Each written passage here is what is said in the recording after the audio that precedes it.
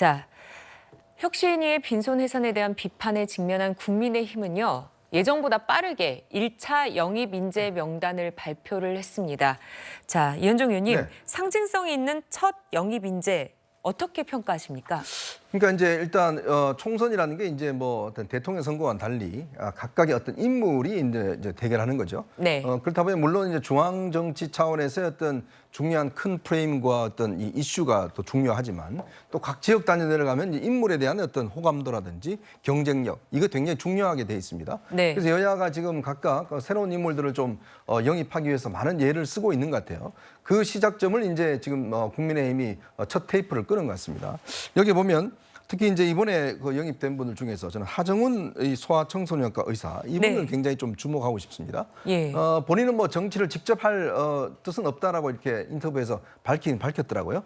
근데도 이 하정훈 의사 같은 분은 우리나라 진짜 이 어린이 키우는 애들 키우는 부모들은 모르는 분이 없을 정도로 그렇죠. 정말 유명할 정도입니다. 이분이 쓴 책이 거의 바이블처럼 읽혀지고 있거든요. 네. 그만큼 지금 우리가 현재 이 당면하고 있는 문제점이 왜냐하면 이 육아, 그 다음에 이제 저출산 이 문제가 사실은 대한민국의 미래에 굉장히 중요한 문제잖아요. 그게 또 2030들에게 좀 사고력이 있는 문제거든요. 예. 그렇다면 이 하정훈 의사분께서 결국 이 정치에 참여를 해서 정책적인 어떤 면에서 뭔가 이 대한민국의 미래에 대해서 좀 대안들을 내겠다.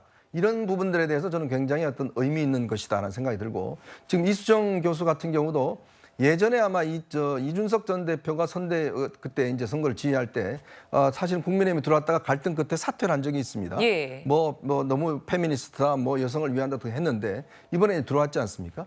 결국 이제 안전한 대한민국을 만든다는 측면들, 특히 이번에 이제 범죄와 관련된 그동안의 어떤 분석을 많이 했는데 그런 부분에 저는 상당히 의미가 있다는 것이고요. 또 특히 이제 저희 방송에 나왔던 이제 구자룡 변호사 같은 경우도 예. 굉장히 어떤 달변가인데다가 법적인 어떤 측면들 이런 걸 강조했기 때문에 그러니까 앞으로 아마 중앙 정치의 이슈도 중요하겠지만 이런 인물의 어떤 경쟁력 이것도 아마 여야 간에 굉장히 큰 어떤 앞으로의 다툼이 될 것 같습니다. 네.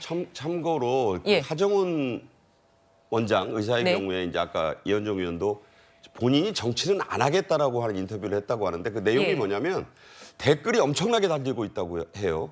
특히나 이제 실망했다. 왜 그 당을 그렇게 택하셨냐. 또 정치를 직접 하시는 데 대해서는 반대다. 이래가지고 본인이 상당히 좀 곤혹스러운 입장이라고 합니다. 네. 그래서 하정훈 원장은 나는 정책을 내는데 주력을 하겠다는 입장을 또 밝혔다고 몇 시간 전 인터뷰를 봤는데 자 이렇게 되면 총선에서 역할이 좀 줄어들지 않을까 하는 생각을 해보게 되고 1차 영입 명단에서 가장 눈에 띄는 게 하 원장인데 저분이 과연 총선에 출마를 할 수 있을까는 지금 현재로서는 미지수다. 저는 그런 생각이 들어요. 네. 자, 그런데 첫 영입 인사들은요, 어제 당을 향해서 쓴소리를 쏟아내기도 했습니다. 정혁진 변호사님, 보면 당의 변화를 요구하는 목소리도 여기에서 많이 나오네요.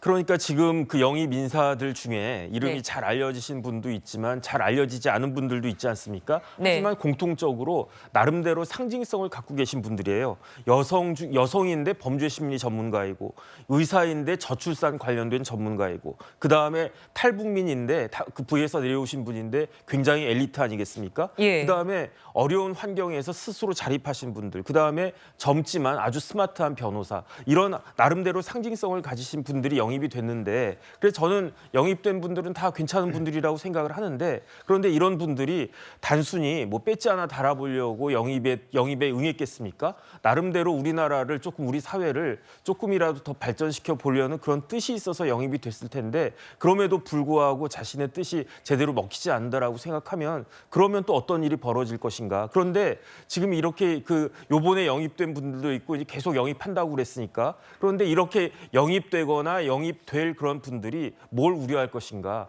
혁신위의 전철을 밟으면 어떻게 하나? 전권을 다 준다라고 했는데 과연 그런 모습이었는가? 그러면 내가 영입이 됐는데 과연 내가 생각했던 그러한 모습을 당에서 보여줄 것인가? 이런 우려를 할 수도 있을 것 같다는 생각을 하고요. 그다음에 만약에 이렇게 영입이 됐는데 중간에 아니 난 더 이상 못하겠다 나가겠다 이렇게 하면 안 한만 못한 결과도 있을 것이다. 이런 부분들에 대해서 당에서 좀 잘 생각을 해야 될 것이 아닌가? 저는 그런 생각이 듭니다. 네.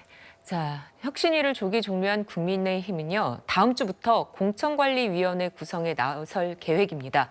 자, 공천관리위원회 위원장의 인선에 가장 큰 관심이 쏠리고 있는데, 박상규 의원님, 간단히 어떤 인물들이 거론되는지만 짚어주시죠. 이제 하마평에는 안대희 전 대법관이 우선 눈에 띄고요. 예. 김한길, 또 김병준 뭐 이런 분들의 이름도 나오고 김무성 전 대표 이름도 나오고 하는데 아무도 모릅니다.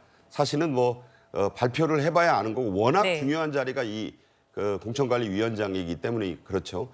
저는 개인적으로 안대희 전 대법관에게 눈이 좀 가요. 왜냐하면 대통령과의 인연 또 이 여러 가지 면에서 의중을 잘 알고 있는 분이고 실제 지난 총선에 이제 나서려고도 했었던 분이기 때문에 정치에 대한 관심도 대단히 높고 그리고 여러 가지 중량감 면에서는 그분에게 좀 눈이 가는데 김한길 위원장이 계속 또 윤 대통령과 수시로 소통하는 그런 자리란 이런 위치라는 점에서 역시 또 눈길이 가고 하지만 혁신이 성공하고 또 지금 수도권 위기론에 빠진 그 국민의힘 입장에서는 뭔가 제3의 인물을 좀 더 적극적으로 찾고 있지 않느냐. 네. 그렇게 해야 주목이 되지. 지금 나온 이분들은 물론 뭐 각각이 다 그 경력도 훌륭하고 이런 분들이지만 국민들을 감동시키기에는 뭔가 좀 2% 부족하지 않느냐.